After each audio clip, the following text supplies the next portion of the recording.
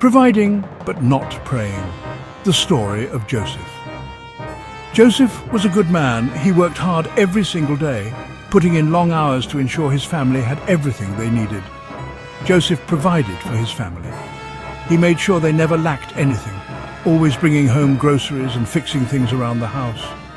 He loved his wife, Mary, deeply. Their bond was strong, and they shared many happy moments together. They had a nice house. It was a cozy, suburban home with a well-kept garden, a place where they could build beautiful memories. Their children went to good schools. Life was comfortable, but something was missing. Joseph's faith was lukewarm. He rarely prayed, and his spiritual life was almost non-existent. Church was just a Sunday routine. It was something they did out of habit, not out of a deep sense of faith or devotion. He thought being a good provider was enough. He believed that as long as he took care of his family's material needs, everything would be fine. Joseph didn't see the need for more. He shrugged off the idea that his family needed spiritual guidance.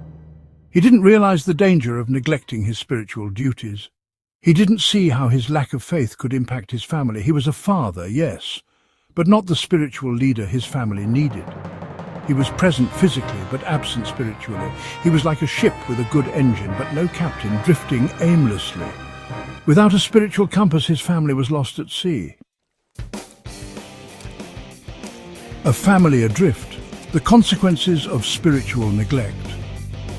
When spiritual neglect takes root, it can unravel the very fabric of a family.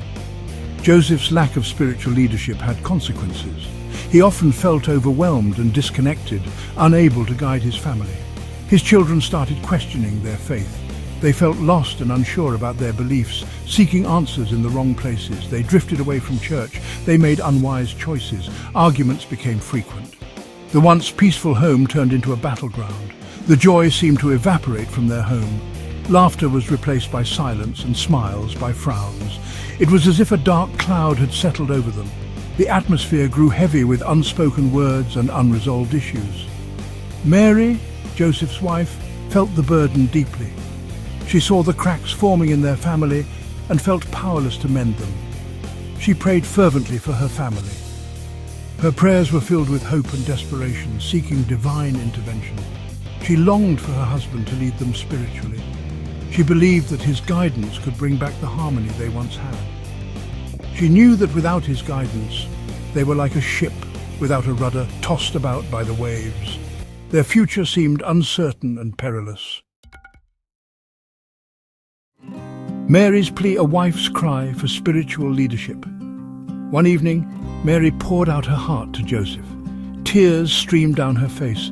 "Joseph," she pleaded, "we need you to lead us closer to God. Our family is drifting. We need your prayers. We need your spiritual guidance." Joseph's heart ached.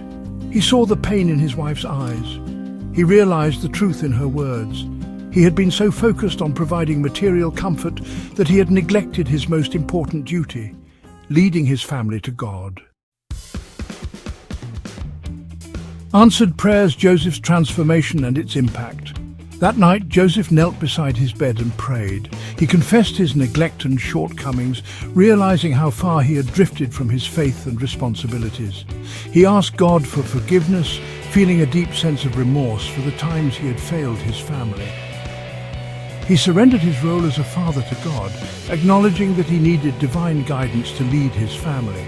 He prayed earnestly for his wife and children, asking for their well-being and for the strength to be a better husband and father. He prayed for wisdom and strength, knowing that he could not do it alone and needed God's help. He prayed with a sincerity he had never known before, tears streaming down his face as he poured out his heart. Something shifted in Joseph's heart that night. He felt a peace and resolve he had never experienced.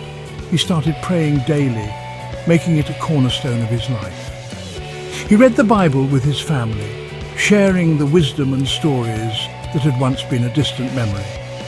He led them in prayer before meals, creating a new tradition that brought them closer together.